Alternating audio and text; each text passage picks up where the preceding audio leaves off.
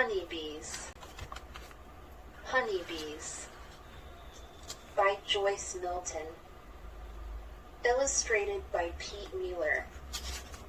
Where you see flowers, you will often see bees.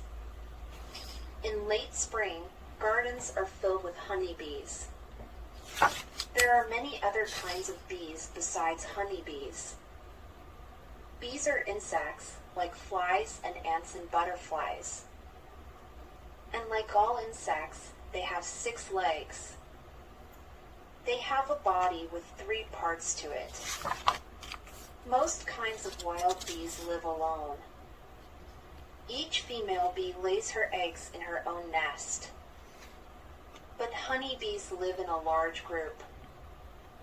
The group is called a colony. Wild honeybee colonies will find a tree or hollow log in the woods.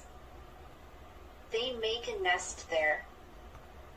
The nest is also called a hive. These wild honeybees are buzzing all around. They crawl over tulips and other bright flowers. What are the bees doing? They are looking for nectar.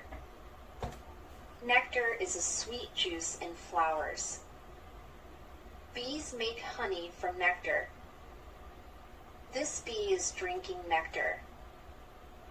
Her long tongue is like a straw. In one day, the bee will drink from thousands of flowers. The bee flies back to the hive. Other bees gather around. They beg for nectar. They stick their tongues right in her mouth. She spits up nectar for them. She also does a special dance. The dance tells other bees where to find flowers. The bees fly off. They come back with nectar, too. The bees spit out the nectar drop by drop. The nectar starts to dry on their tongues. Other bees fan their wings very, very fast.